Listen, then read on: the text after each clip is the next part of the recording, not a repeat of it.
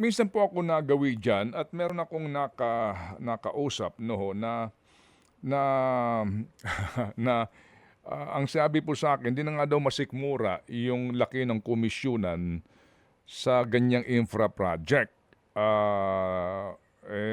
Yung iba ho naman din dahil tukoy nila 'no, itong ngang, pulitiko na nasa likod nito. Ito bang report na ito na tanggap na po ninyo na mismo, yung mga kontratista ho naman din, siyempre kita rin sila pero yung iba ho, ang reklamo nga, sobra naman daw pong garapal?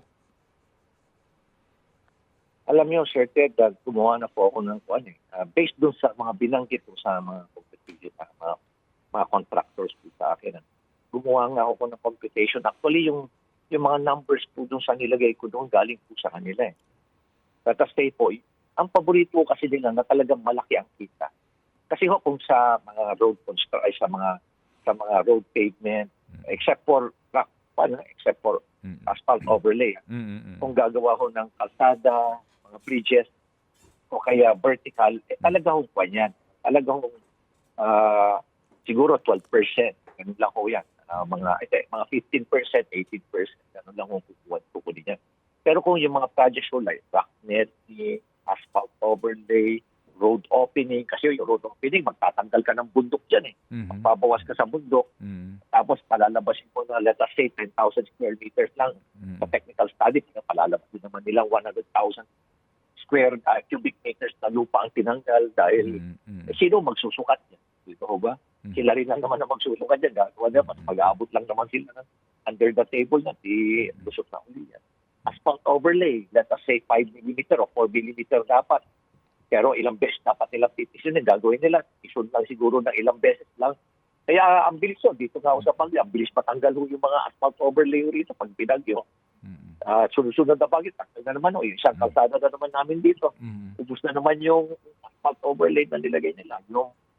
Yung cat's eye. Alam niyo ba yung kung magkano isang piraso niya? Magkano? 11,720 Yung cat's eye? pesos yung bawat piraso niya.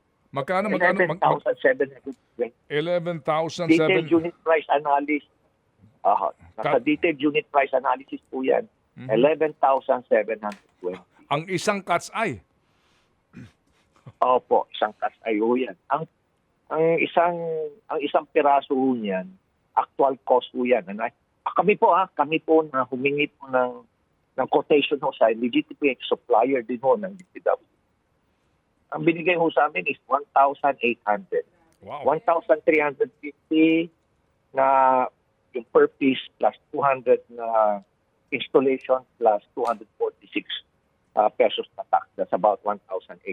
So bawat piraso, ang markup is 9,900. Paano yung railings sa yung barandilya, sa mga kurbada? Ayun po yun, Sir Ted. Alam niyo, kung may sana ako, nag-Zoom meeting na lang tayo para maipakita ko sa inyo. Yan po yan sa kurbada. Tama yung sinabi niyo, Sir Ted, kurbada. Bakit ho, pumunta ko kayo rito sa Marcos Highway? Pati ho, diretsong kalsada, nilagyan ho nila. Alam niyo ho ba kung magkano po yung ang presyo ho niyan? Sa detailed unit price analysis, it's 121,330 pesos per meter. Per meter? Per meter po yan. Per meter po yan. So kumontak po kami sa isang Chinese supplier at nag-research din po kami sa internet. Alam niyo ba kung magkano presyo niyan? $255 per meter. O sabihin na lang natin, para mas madali yung computation, $300 na lang. 50. Tapos freight and tax at na. Sabihin na lang natin, 20,000 pesos.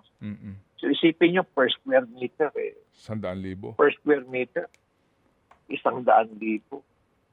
Inoperan nga ho niyan ako Inoperan po ako ng mga supplier niyan. Sinabi sa akin, Mayor, 40-60 tayo rito pag ikaw po. 40-60. Pero kung nakakuha tayo ng pondo sa taas, 6% ka lang. Sabi sa akin. Mayor, ito ho ba yung may mga gulong? Oo, yung mga yung rollers. Yung rollers, yes. Yung may mga gulong na kulay orange, no? Na papanik sa Marcos Highway. So 100,000 Opo, per meter ang patong. Oo, per meter. Kaya ho, ginawa ko nila per meter. Ah, kaya nga ho, per meter yon. Kaya ho, hundreds and hundreds of kilometers po yung ginawa. Kaya ho, talaga isipin nyo na lang kung gano'ng kalaki ho talaga ang kinita ho. Yung 60-40 po na offer sa inyo ng contractor, ano po yon? 60 sa kanila o 60 ikaw? Ang offer ho, kung local government ang magpopondo, Mm. it's 60-40, 40% sa akin Mhm. at 60% sa kanila. Mhm. So, ang sabi ko nga sa kanila, bawal yan dito eh. Sabi ko, so ibababa nyo yung presyo. So, ibababa nyo yung presyo, sabi ko sa kanila. So, ibababa nyo ng around 70,000 pesos. Mhm. Ay, sir, hindi po namin pwedeng gawin yan. Bakit hindi nyo pwedeng gawin? Sir, established cost na po yan eh. May detailed unit price analysis. Hindi ka pa pwedeng lumihis So, doon. Mm. Oo. Sabi ko, bawal yan dito. Sir, bakit ganito na lang, sir? Sabi niya, yung share mo, gawin mo na lang natin na project uli. Sabi sa akin. Ganito na lang, sir. Sabi pa, pinagdag uli nila. Actually, sir, pwede pa namin ibaba ng 100,000. Pero Opo. 60-40 pa rin tayo. Sabi hindi sa akin, 60-40 pa rin tayo. Sabi ko, ano mangyayari doon sa 21,000? Sir, para sa iyo lang yun. Solong-solo mo yung 21,000. It's yung 40,000 mo pa, sir. Yung 100,000 na lang, yung 40-60. Pwede natin gamitin sa project para meron ka, sir, para sa election.